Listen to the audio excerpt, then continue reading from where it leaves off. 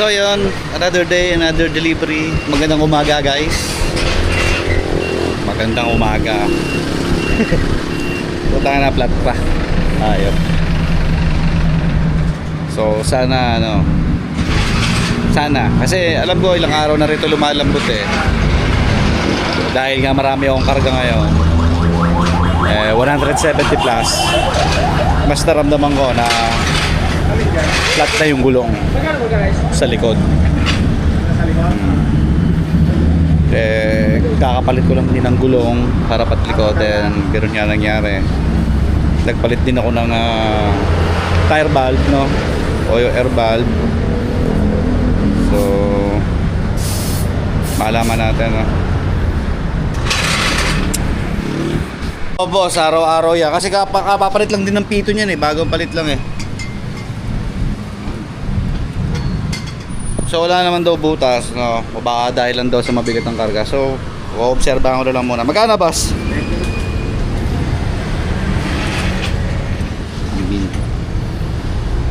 Basa. So yan, tuloy na ulit tayo sa delivery. Ay siya.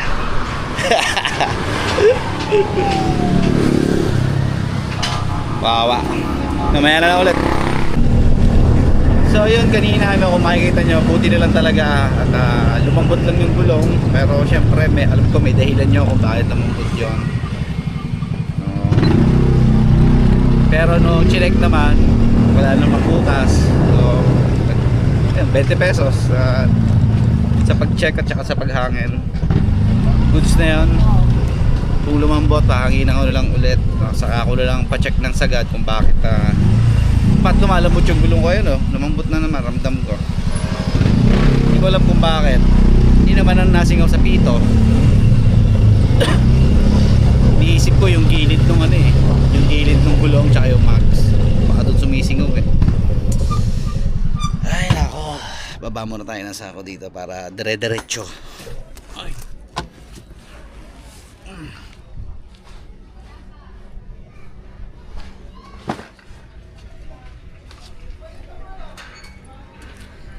Mamaya lang ulit. Lang yan, napakaraming aberya ngayon. So yun, nagtagal ako sa isang customer kasi payment through QRPH. So alam na naman nyo na yun. Kahit sa JNT yata o Flash may ganun QR, no? Eh ang problema, mahina yung signal sa area. Kumaltas doon sa GCash ni customer, kaso walang transaction, walang history. Basta kumaltas lang. Then sa akin hindi nag-push through. So nangyari, nag-auto debit kaya nabang touch niya doon. So magsabi sa akin ng tropa, kusa naman daw babalik yon kasi nag-debit daw yon. Ganoon din yung sabi sa akin nung nasa office, nung nag-chat ako, nag-reach out ako, kusa daw babalik. So yun, kinausap ko lang yung customer. Sabi ko, sige sir, POD ko na to ng cash, then save mo na lang number ko. If ever na bumalik yung pera sa'yo, send mo na lang sa akin. So yun, napaabono ko na 944 ngayon. So sana lang talaga bumalik yung pera.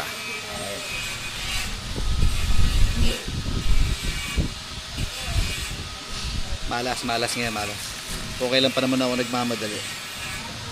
Ay nako.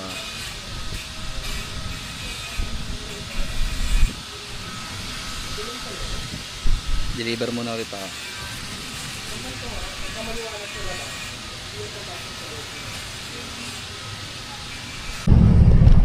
Nagyay, 944 eh, aray ka.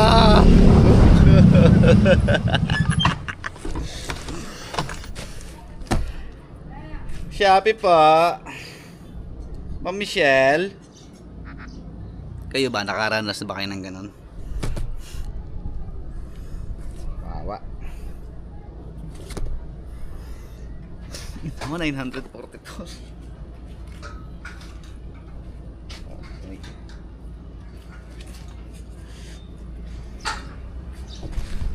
May extra naman ako, kaso ang problema, mawala na ako ng allowance. Aantayin ko pa yon.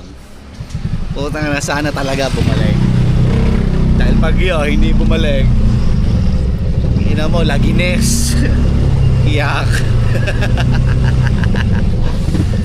Shopee pa. Mamaya na lang ulit.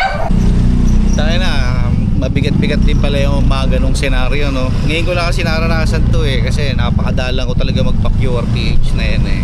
Kaya haya ako din talaga niyan eh. Ayun, kinain. Di wala, may babalik, no? Pero positibo namang sinagot ng ano, ng mga kasama ko na nakaranas, no, na naibalik naman daw sa kanila yung doon sa customer. Kumbaga nangyari, kusa daw bumalik kasi parang auto debit daw, pero syempre hindi naman ako sigurado. Tangina mo, 944 aray ko. Wawa at sakit.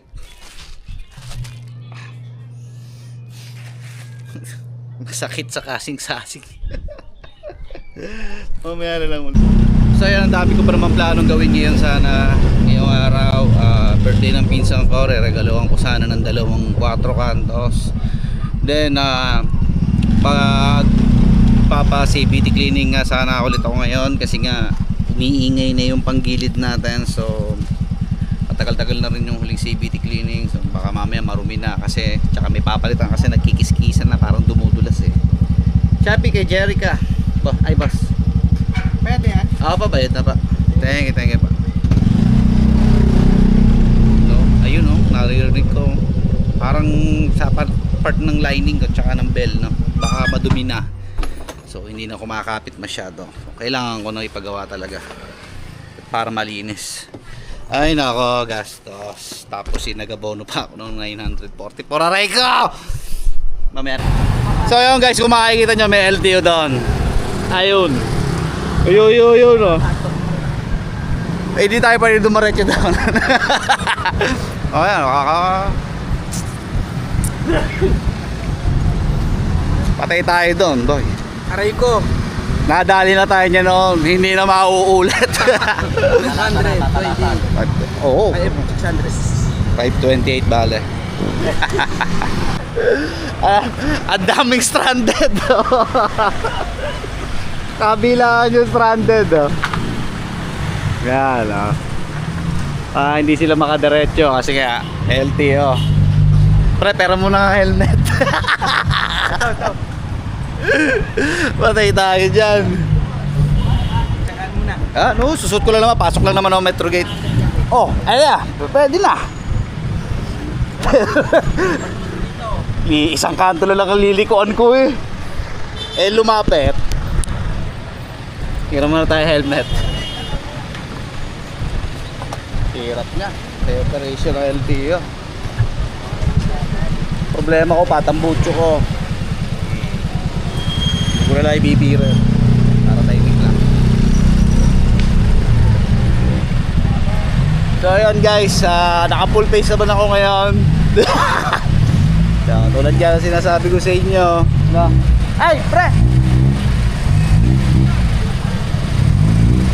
Papasalamat tayo, shoutout kay kaibigan Aldrin Palikpek, kay Aldrin Suplado, kasi napahiram tayo ng helmet. Ito na, lilikuan ko. Ayan o. Okay, i-plug din natin yun ngayon. So wala, ang dami talaga. Ayan. Ako, mahalaga lang naman sa akin, maitawid ko tong motor kasi pwede naman akong bumalik doon para kunin na lang yung helmet ko. So mga ganitong instances, wala tayong magagawa dyan. Tapos i-ready nyo lang yung mga papel nyo kung kumpleto kayo, no? Puro aberya talaga ngayong araw, bukod doon sa 900 plus na abono ko kanina. Ewan ko, ang dami ang dami nila dahil nga walang makatawid at nag-stack up sila doon, lumapit yung LTO doon sa pwesto ko. Ayan. So ang dami talagang tao. Ayan tambak sila dyan baka nagliko na tumambay muna sa gasoline station, tumambay muna doon. Wala. Maraming hindi makapagmotor noon. Ayan. Hi, Chip. Oras na para isauli natin yung helmet. Safe na tayo. Pre, ito na. Safe na ako. Ayan nyo, wag kayo tutulad sa akin. Kamote ko. O, tayo lang yan. Pero dami talaga, oh. Kasi dalawa lang yan ang uhuling yan, oh. Meron kami na. Meron din ba doon? May tumitibre. Kaya pinamamara. Meron dito, meron doon. Kanina pa yan. Ano oras? 3 oras na sila dyan eh. Nako. Alas 3 sila. Sabi hanggang alas 3 lang. Lilipat na naman yan. Hanggang alas 6 ang operation yung mga yan, eh. Sa looban yan. Maglulooban. Sasagad dyan. Oo. Lilipat lang ng pwesto yan. So yun, guys, pag-iingat kayo palagi, no? Pagka ganito, make sure nyo lang na may side mirror ang motor nyo, nakarehistro yung mga rehistro ng motor nyo, nakarehistro yung mga lisensya nyo. Kasi pag nakahuli talaga kayo, yari kayo. Then avoid yung mga habang nagdadrive ka, may hawak kang cellphone. Kasi mahirap talaga, no? Yung batang ano eh. Kasi ako nahuli na ako dati dyan, hawak ko yung cellphone. 5,000 yon. Matik yon, guys. Kahit hindi mo ginagamit yung cellphone mo, basta hawak mo. Kasi syempre, totoo naman yung sabi sa akin ng LTO. Paano kung magkaroon bigla ng disgrasya, no?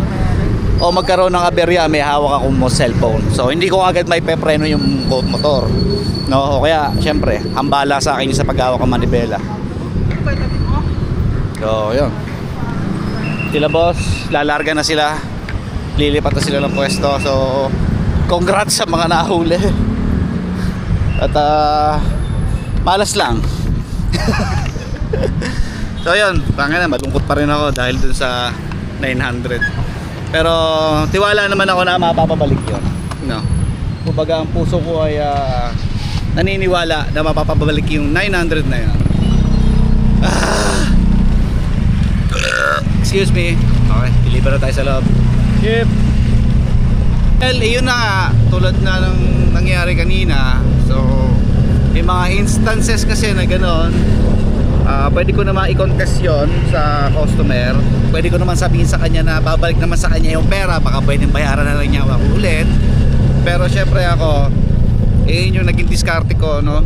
Ako na yung mag-aabono muna ngayon dahil meron naman akong extra. Then kung hindi basta ma-receive niya o bumalik sa kanya yung pera, isend na lang niya ulit sa akin, no? Isend na lang niya sa akin yung inabonoan ko. Ganun yung naging diskarte ko, no? So kayo, bahala kayo kung style nyo. Pero yung style ko kasi risky yun, guys. Kasi once na hindi bumalik yung pera, wala na. Goodbye 944 na ako. Ay, ako. Pero wala naman na ako magagawa. Andyan na yan. So ayun. Di ko rin alam. Siguro dahil di sa pagmamadali kanina, kaya ginanong ko lang para wala nang diskusyon. Kasi mga ganyang senaryo, yan pa yung nagkakaroon ng mahaba-habang usapin, no? Magpapaliwanagan kasi yan. So yun lang yung napili ko. Then may confirmation naman ako sa dalawang tao na nakaranas noon na goods daw yung babalik naman. Then confirmation galing sa half-breed ko na debit yon, babalik yung pera. Ngayon sapat na sa akin yon. Kung hindi bumalik, so be it, kitain ko pa rin naman yon. So yun, hanggang dito lang muna ako, guys, na tulad ng araw-araw ko sinasabi sa inyo, no, pag-iingatan nyo yung mga sarili. So yun, nag-umpisa na mainit yung araw. Time check 2:52, madilim na. Aray ko, 944. Thank you.